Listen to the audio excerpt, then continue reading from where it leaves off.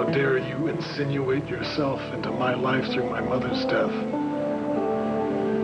It is an insult to my mother's memory to have you show up at her gravesite. Please cease and desist all attempts to see me, or I shall be forced to take legal action, Eric Kane.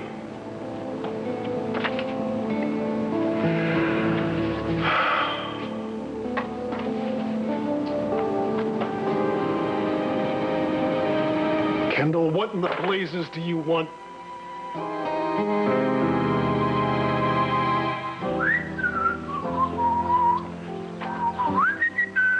Paper boy!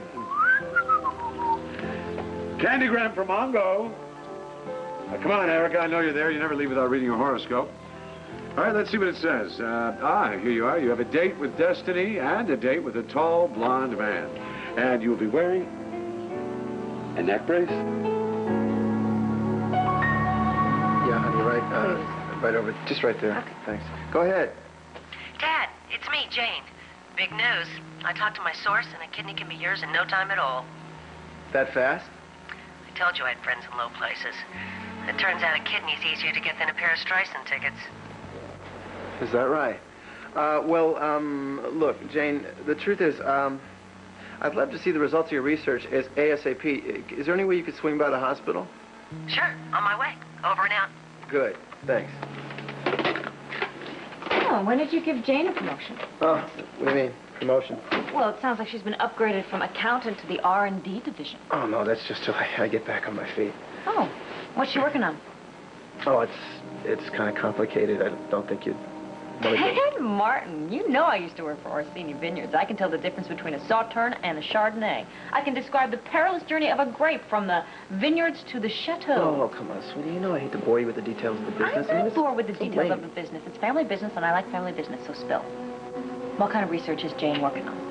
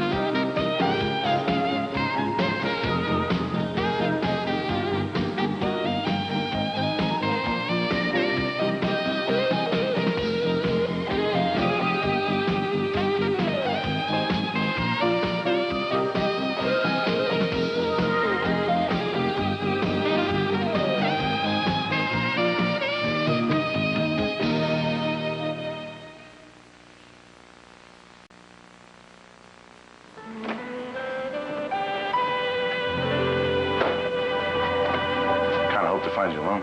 Edmund, Del and I were just... No, listen, you don't have to explain. I'll just see you later. Hey, don't run off on my account. And don't be mad at Maria. She didn't expect me. I stopped by uninvited. Yeah, well, I guess if you waited home for the phone to ring, you wouldn't get out much. Well, I just don't want you to get the wrong idea about me being here. I don't care why you're here. Unless it's a problem for you. No, Del was just leaving. No, let me stop you. Don't give yourself too much credit. Bye, Maria.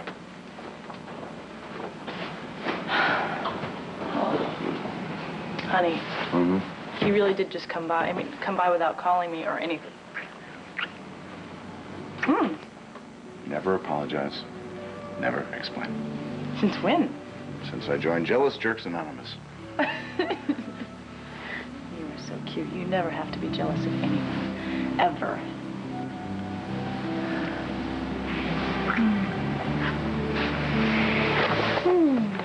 Hey, wait a minute. Should you be fooling around in your condition? Well, we're not sure if it's a condition. It might just be indigestion. It's a fine way to talk about our child. Comparing him to stomach acid. Well, it could have been morning sickness, or I could just have symptoms and not be pregnant. Well, you know, one of the perks of working in a hospital, it's got a handy-dandy lab right down the hall. Yes, I know, Mr. Pulitzer Prize-winning man. I am one step ahead of you. I called the lab. They told me to come on down. And we're going to know in a few hours if we're pregnant. Erica, what the heck happened to you? But just help me sit over here on the Okay, sofa, okay, okay? And then all right, I'll tell you what happened. Go slow. Okay, Take it easy. okay. Take it easy. Here. Easy down. Okay, you comfortable like this? Well, as comfortable as physically possible under the circumstances. You want to tell me what happened? Well, Opal and I were driving home together after dinner with you last night at the country club. It was a clear evening, and I was behind the wheel, driving well under the posted speed limit. When out of nowhere, out of the blue, this crazy car just came careening into the intersection and plowed right into us. And who should be driving the offending vehicle? Dimitri. Dimitri? Yes. What did the damn fool do? Run a stop sign? Blow a stoplight? What? No, he was just driving like a maniac the way he always does. I mean, it was a miracle that Opal and I weren't killed. So Opal wasn't hurt either, was she? No, she's just shaken up a little bit. I mean, thank heavens both of us had on our seatbelts. But they practically had to use the jaws of life to pry us out of the wreckage. So the highway patrol was on the scene. Well, I'm sure that they would have been right there if Dimitri had had the presence of mind to call them. I mean, Dimitri got away without a scratch. Can you believe that, dumb luck? I, on the other hand, I had to be rushed to Pine Valley Hospital's trauma unit. By ambulance, I presume. No, Dimitri drove me. Dimitri drove you. Well, now, wasn't that decent of him? Decent? No, once we got there, Dimitri denied all responsibility. It was Joe Martin who came to my rescue. Joe took one look at me, and he said he was going to treat me himself. All right, now listen. Whatever x-rays Joe had taken, the insurance company's going to want to see, so make sure you get them, all right? Well, no, Joe took one look at my pitiful condition. He didn't need x-rays. What was his diagnosis? What, fractured rib, fractured collarbone, concussion, what? I don't know exactly. Did he find anything physically wrong with you? Well, he braced me for the worst. I mean, symptoms of whiplash don't show up for at least several hours. Whiplash? Yes, and boy, did Joe's prediction come true with a vengeance. I mean, when I woke up this morning, I could hardly get out of bed. I had to drag myself to the telephone, just barely crawl there, so I could get the number for Cressless Pharmacy to deliver this neck brace. Oh, poor baby. Why didn't you call me? Why didn't you call me? I would have come right over. Oh, I didn't want to be a burden. A burden? Now, how could you ever be a burden? When I think how close I came to losing you, I just... Well, no. I mean, it takes a lot more than just some horrible speed demon to drive me off the road. I just thank heavens that Opal was with me, and her eyewitness testimony is going to prove invaluable. Testimony? Yes. You know, when I take the case to court. Ah, I see. I take it you're going to sue Dimitri for damages. Damages? Dimitri recklessly endangered my life with total abandon. He has inflicted untold pain and misery on me. Damages? No. I'm going to sue Dimitri for every penny he ever made.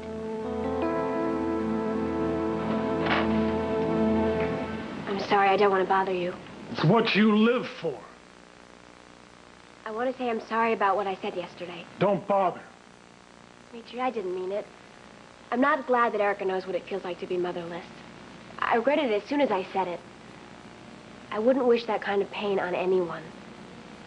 I'd give anything to have Mona back, just to tell her how much I cared about her. She was a wonderful, wonderful lady. Is that it? Not quite. I had some sort of breakdown, I don't know what you want to call it. Anton and I talked for hours and hours.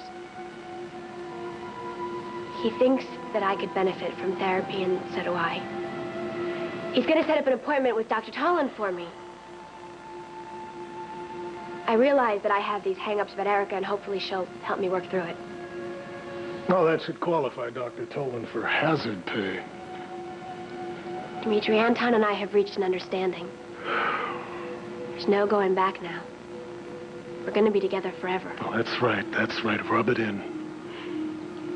It's not even for me anymore, but if you care about Anton as much as you say you do, shouldn't you and I at least meet halfway? Anton may have forgiven you. A decision that he will no doubt live to regret. But Kendall, I have learned my lesson. Don't hold your breath. waiting for me to come around.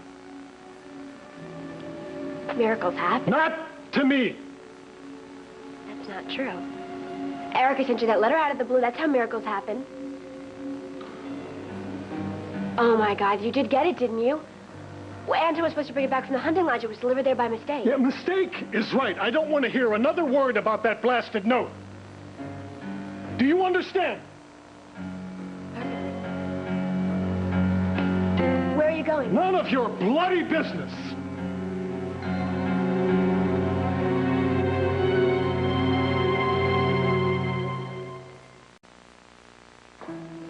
Well, you know, Erica, personal injury suits aren't exactly my specialty, but most of these are settled out of court anyway.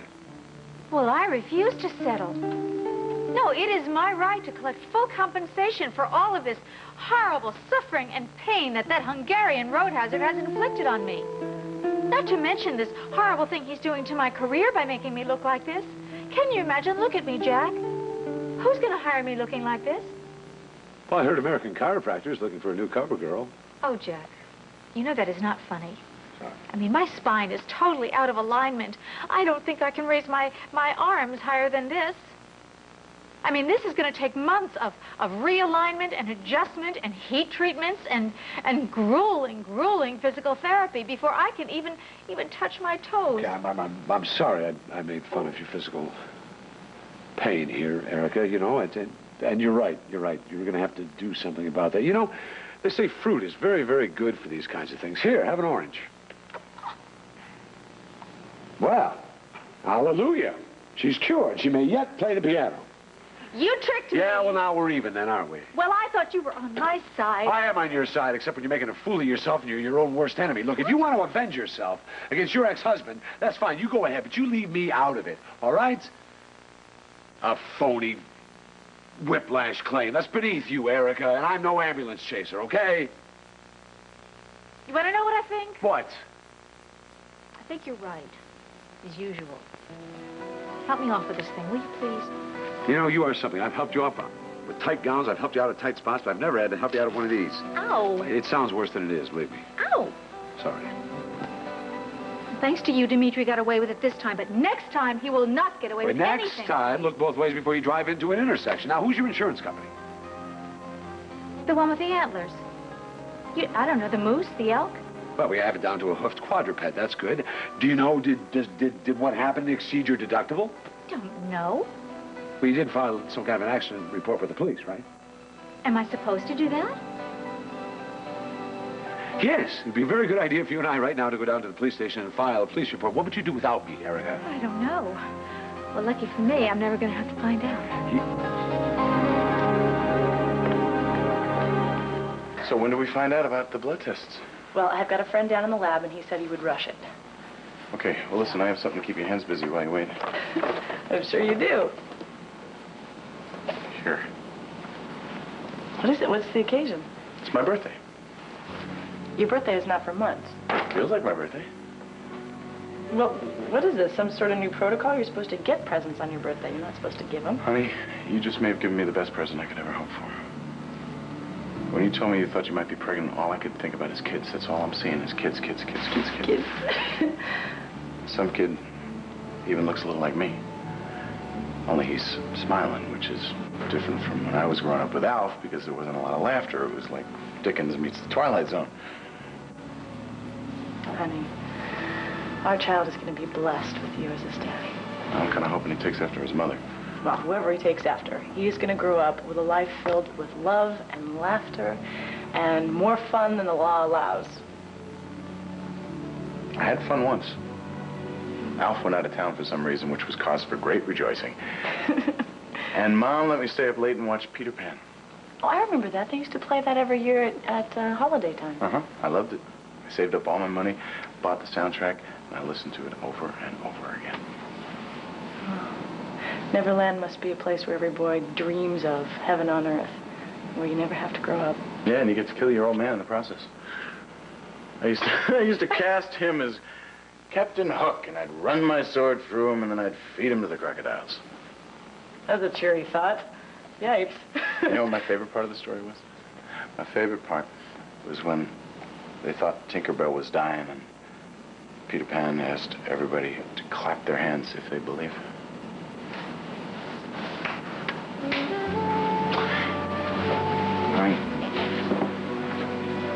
I want our son or daughter to grow up believing in magic and moonbeams and fairy dust, like his old man never could, until he married you. Go ahead, open it. Very sweet. Okay.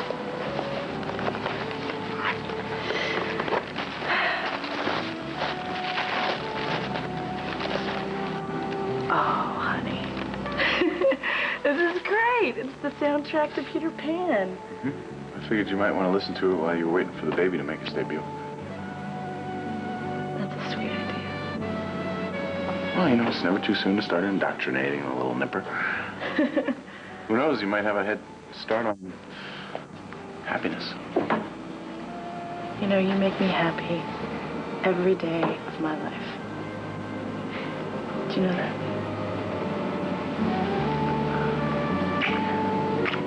Is it okay if I hang here until we find out? Oh, please, I couldn't do it without you. Okay. Okay, but I will be back. As soon as you can say, or before you can say, rubber baby buggy bumpers. Okay. Rubber baby buggy. Get out of here. You're gonna be too old to push a kid around the park. Go. Yeah. Go, go, go. Okay.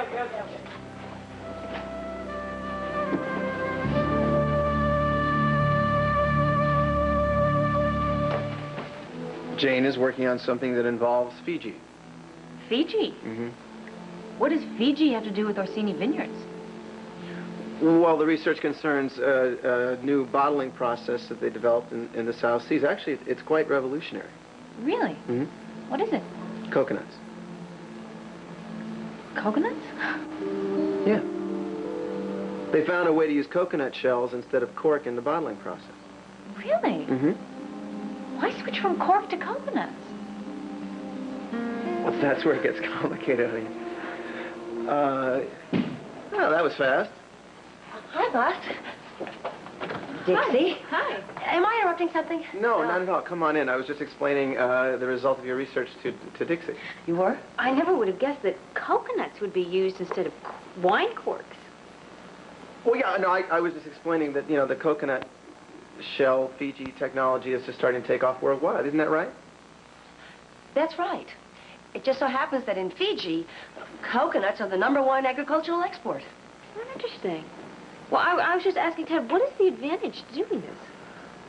Well, actually, that's a very good question. You know, of course, that when you harvest a tree for its cork, it can't be harvested again for another, 12, 14 years. But coconuts multiply like mice, so it lowers production costs and maybe would even stimulate the global economy. And they're environmentally friendly. Huh. Well, that's really fascinating. I had no idea there was a coconut revolution going on in the wine industry. I really would like to read that report when you finish with it. I'll make sure you get a copy. Great, thanks. You know, I should go back to work. You know, you and I can talk about Dell another time, okay? I can't wait. Stop. I love you. I love you a lot. Jane, keep up the good work. Will do. Thanks. Bye. That was brilliant. That was absolutely amazing. Brava, brava. You realize you just saved my butt just now. That's why you pay me the big bucks. No, I mean, that was really, truly, I mean, coconuts. I mean, how did you put the Fiji with the cork in the cork? How'd you do that? Where'd that come from? What can I tell you? I used to do a lot of reading in my spare time. And lucky for me, you did. Well done. As a matter of fact, you know, I'm kind of astounded you were able to turn this whole assignment around so fast. I mean, come to think of it, I wasn't expecting to hear from you on the black market thing until next week at the earliest. Let's just say I used my undercover connections. If I really tried, I could use my connections to come up with a good periodontist. You're the first person I've ever met who had her ear on the inner rail of the kidney trade. Just how did you get in touch with these people? Well, ask me no secrets. I'll tell you no lies. I guess that's fair. You don't mess with a good thing, right? Well, you've never let me down so far. Okay, Friday, let's see what you got. Now, let me warn you, it's not very pleasant. In fact, it's downright grisly. You sure you're up for this? As far as I'm concerned, there is nothing more grisly than the idea of Dell asking Dixie for one of her kidneys. You can take it, I can take it. All right. Here we go. Ready?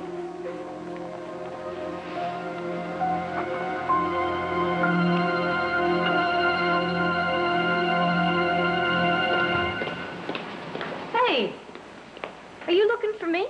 No, but it's good to see you. You too. Why the long face? Are you still thinking about leaving town? No, I'm just thinking about what you said. You know, holding on to your friends and family. How's Tad doing? He's much better. Speaking of Tad, I think we should talk about him for a minute.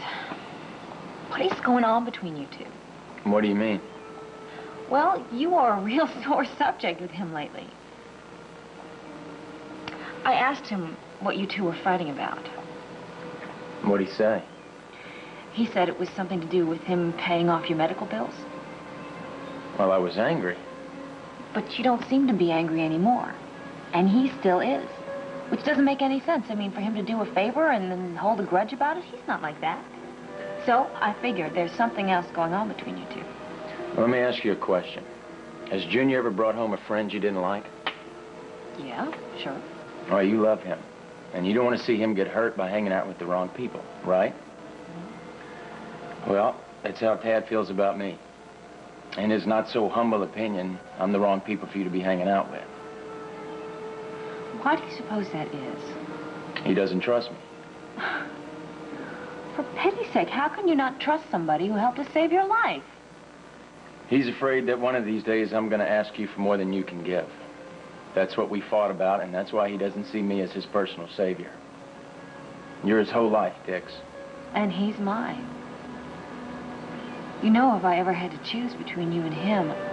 Hey, wait. It won't get that far, okay? I promise you that. Well, good. Well, I don't see as there's a problem between you and me, so I guess I'm just going to have to talk to Tad and tell him that he doesn't have to be my brother's keeper. You'd speak up for me?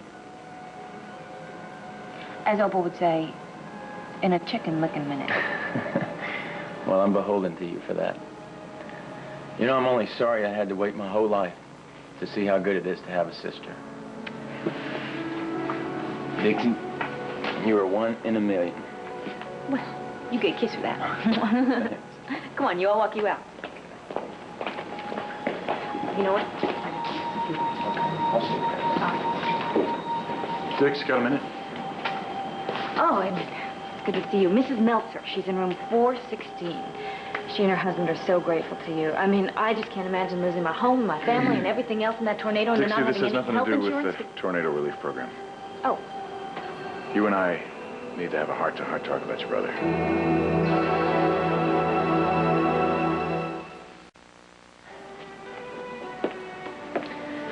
Kind of turns your stomach, doesn't it? You actually mean to say that some poor guy in Mexico was knocked unconscious, drugged, kidnapped, and they stole his kidney without his consent? Well, apparently. Kidney pirating is big business all over the world. Forget it, not for me. Not an option. Well, your only other choice is to find someone who's got a kidney for sale. Oh, yeah, I can just see it now. Peruse the personals. Kidney for sale. Excellent condition. $10,000 to best price. No, not in this country. It's illegal. Because in Congress, in 1982, passed the National Organ Transplantation Act, prohibiting the sale or purchase of any kind of a human organ. Hence the black market. I mean, you can go to some third world country and lay down your money and sure you can get whatever you want. A kidney, a cornea, a skin graft. Be serious. Who is going to sell off their body parts for profit? Poor people. I mean, in India, the average laborer takes home $11 a month or something, so... You know, if he could sell a kidney for $10,000, he and his family would be set for life. That's awful. There's got to be a better way to jumpstart the global economy than to invest in illegal kidney futures. Other than Dixie, Dell's only choice is column A or column B. Well, neither one works for me. I'm not about to buy a stolen kidney, and I'm certainly not going to exploit some poor guy just so he can put food on his table. Makes me sick.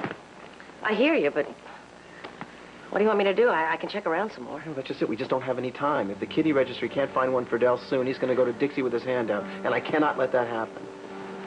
Okay, what do you want me to do? With one phone call, I can start negotiations for a used or stolen kidney. What would you do in my position? Me? I'd lay my life on the line for the person I loved.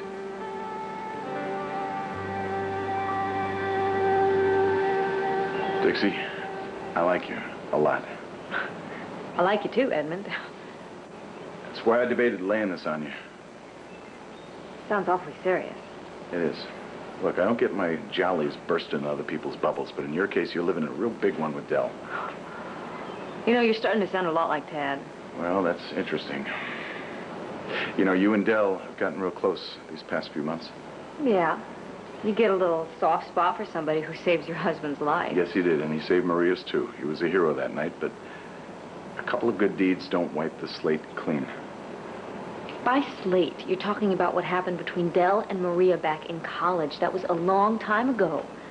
He admitted that he didn't do a good thing by her. But, you know, he was a kid. He's not a kid anymore. There's more than one way to break somebody's heart. He's just gotten a little more subtle. Edmund, if there's a point, I wish you'd just get to it. Okay. Did he mention to you writing a book? Yes, he did. He's writing a medical thriller. Oh, yeah, it's a thriller, all right.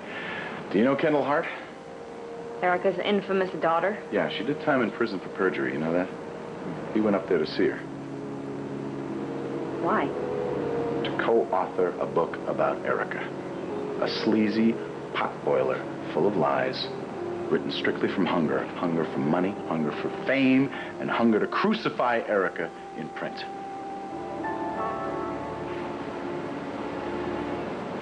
Well, you could have parked a little bit closer to the front door. Well, I'm afraid closer to the front doors for loading and unloading of felons only, and you're just small potatoes. Are they going to take my picture? Don't worry, you're not going to end up a glossy in the Police Gazette. Okay, well, I'm ready for my mugshot, Mr. DeMille. I don't think they'll be... Mr. Montgomery! Oh, Miss Kane. Well, here to visit your old pal. We haven't changed a thing. We even had a brass plaque made. Erica Kane slept here. Well, Officer Cannon. Pine Valley PD's answer to David Letterman. What a shame nobody's asked the question. So, to what do we owe this honor? We're here to file an accident report on a minor fender bender. A minor fender bender? Excuse me? No, that maniac rammed into the front of my car. Did you get the maniac's name, license plate, DNA barcode? I got the maniac's name and number, address, name of insurance company, and bank balance rounded out to the nearest million. Believe me, if my life weren't so hectic, I would certainly haul this millionaire right into court and sue him for an inch within his life. So who's this megabuck maniac that's tearing up the streets of Pine Valley? None other than Dmitri Marek.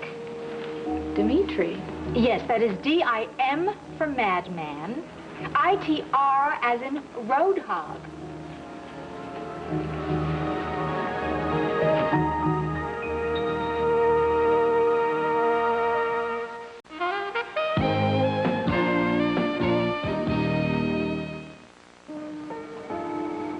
Dmitri.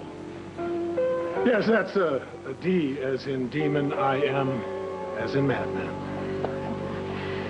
What are you doing here? Well, the same thing you are. I'd like to file an accident report. I'll be with you as soon as I'm finished with Miss Kane and her attorney. Attorney? Well, 35 cents goes a lot further than it used to. 35 cents goes a lot further. Candy-coated popcorn and peanuts, a law degree in every box. Let me give you a little free legal advice, Merrick. I don't know what they do in Hungary, but in this country, they drive on the right side of the road. Yeah, well, in Hungary, ambulance chasers rank last behind dog catchers. Yes, well, in America, Hungarian royalty ranks right underneath that. Jack, could you please give my accident report to Cannon, and then I will sign? Fine. Follow me. Well, here we are. Yes, indeed. Seems like we just keep running into each other. So it seems. Look, in all the excitement last night, I forgot to ask you a question. Yes. Did you get that note I sent?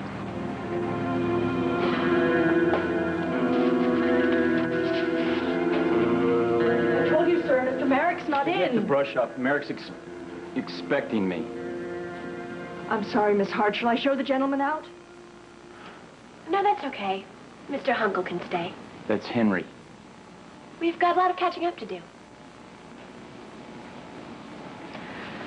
So, you're, here to see Dimitri? I'd like to help you, but I don't know where he keeps his blood money. So you know. Dimitri told me he bought you off. Paid you a king's ransom to pull the plug on the myth of Erica Kane. Oh, Dimitri made me an offer I couldn't refuse. You had no right to sell that book. It was not yours to sell. It was my book, and it was my story. Every last blood-soaked, tear-stained page was ripped from my heart, not yours. Now who's selling whom short? What about my contribution? Your contribution? The only thing you did was type up the manuscript and collate the pages. Any chimp could have done that. Oh, I would love to see Cheetah spend 3 months cooped up in a room listening to you rant and rave and not go bananas. You couldn't write a grocery list Kindle, much less a full-length book. It was my idea. And I earned every single penny that Dimitri is coughing up. Let me tell you something. The only reason that Dimitri is interested in that book is because I dared to tell the truth about Erica. I was the one with the inside information. It was my story to tell. So I deserve the compensation. I expect half of whatever Dimitri is paying you. In your dreams. Oh, you're lucky I don't sue you for every last penny. I'll take cash, check, or money order. Lady, go to hell. Dimitri and I caught up with Dell and Kendall in New York. They were at Barrington House finalizing the book sale. Does this alleged book have a title? The Myth of Erica Kane, A Daughter's Own Story. Written by Kendall Hart and Dell Henry. So you've actually seen it then? It's a long story, Dixie, but I was at the publisher and I got a copy. Now, it is nothing but a vengeful, mean-spirited hatchet job. It doesn't sound like Dell at all. I know, because you don't know him as well as you think you do. Now, we asked him to the house to confront him with the evidence. Yeah. Well, what did he say? Was he upset? Did he apologize? Did he explain why he wrote a book like this at all? Money. Ambition is not a sin. That's a quote. We told him, we said, listen, we're going to block this publication. He said, no, you try to do that, I'll just peddle more trash and I'll sell it to the highest bidder.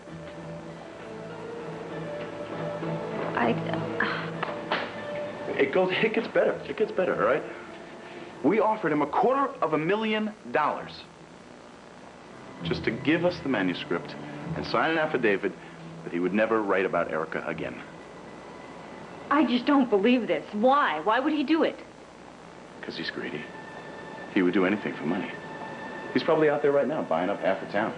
Look, he has a mountain of unpaid medical bills. I know that. But maybe he did. Maybe he wrote the book so he could just pay them off. Dixie, there are other ways to pay off medical bills. They have people there to help you work out a schedule. Well, he's too proud to let anybody do that. Oh, but not too proud to make trash about Erica? Not too proud to meet with Kendall behind closed doors? Not too proud to get paid off to write nothing? Listen to me. I mean, this is nice work if you can get it, but I would rather starve. I know it sounds like I'm making excuses for him, but there must have been some reason why he did it. Maybe he was just desperate. Maybe Dixie, nothing justifies what he did. Nothing. Now, the question is, how far do you go to get what you want? Where do you draw the line? I guess it all depends on how far you're willing to go with Dixie. I mean, where do you draw the line? I don't know. I'm not sure. Before you gave me the scoop, I thought I was prepared to do just about anything. Now I realize we're not talking about body parts. There are people attached to them. Guess I thought getting a used kidney would be about as easy as going to the supermarket. Remind me not to have dinner at your house. Yeah, pretty naive. Look, don't beat yourself up about it. You don't have to decide today. I do. That's just it. I can't wait much longer. If Dell takes a turn for the worse, she could go to Dixie. He does, she could say yes. If she does that, then it could cost her. It could cost us. Don't think that way. You gotta keep your sunny side up. Just relax. Think it over. I'm sure things will look better tomorrow. You know what? You're a nice lady. You've always come through for me. I want you to know how much I appreciate it. It's a pleasure. If there's ever anything I can do, just ask.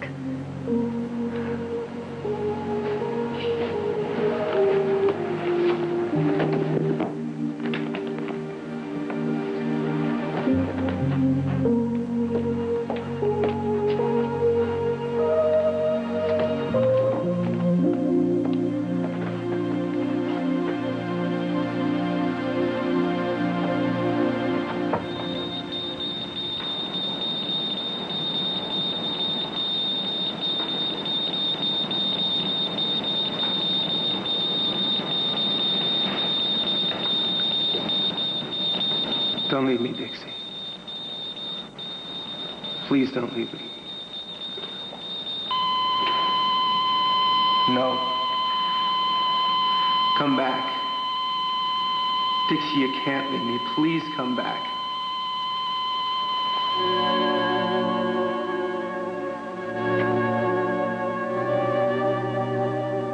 She's gone.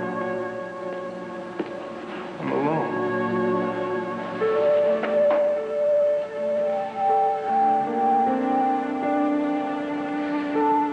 You're not alone, Dad. You'll always have me. What am I gonna do? Jane, you're the only one that knows what it's like to love somebody with all your heart and soul. You gotta help me, please. I'm not gonna make it through this without you. You're all I've got left. You're all I've got left. You're all I've got left.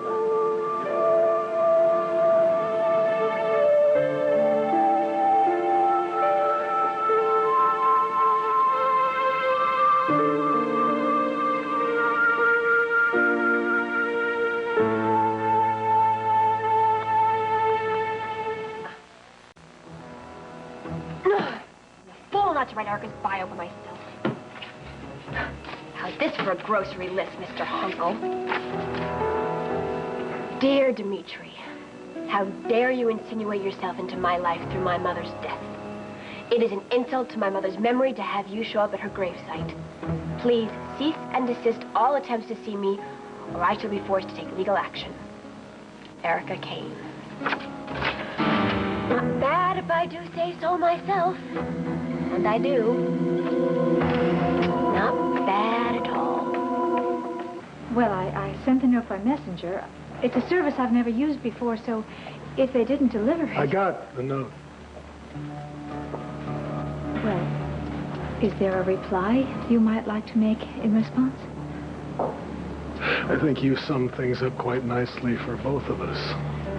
I have nothing to say to you, not now, not ever.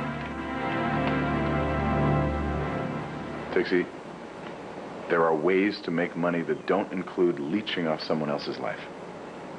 I know. And Dell's money problems don't justify this kind of thing. Erica certainly doesn't deserve to be libeled by her obnoxious daughter. I don't have any use for either of them. You can go ahead and kill the messenger now. No, I'm not mad at you. I'm sorry that your brother and your family and all of you have to suffer for something my stupid brother did. I just don't want any more suffering, okay? Like for you. This is just a friendly warning. You take care where your brother's concerned. Yeah, I will. Okay? Okay. Thanks.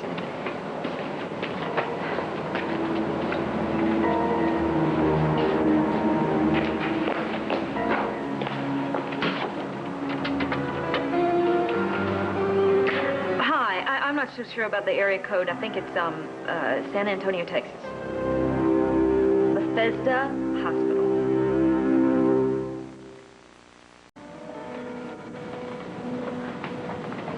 All right, here you go. Here's the accident report. All you have to do is dot the I's, cross the T's, and sign right there. Oh, well, nothing would give me greater pleasure. Get me out of here. Well, that would be my pleasure.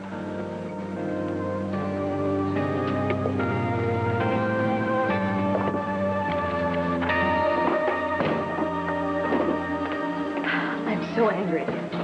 Why? What happened? Del, you were so right about him. I never want to see his ugly face, his stupid face again as long as I live.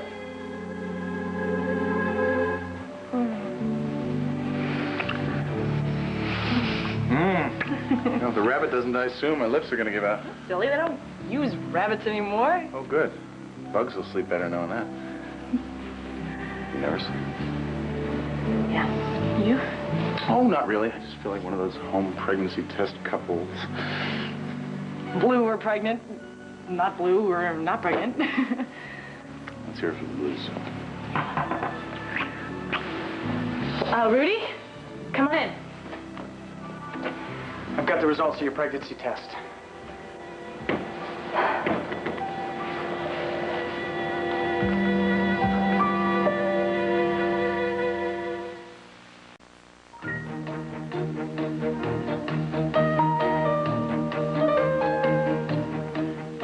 Tonight, when Al asks Tim to go ice fishing, Tim winds up in the hole, literally. You'll get hooked on laughter on Home Improvement.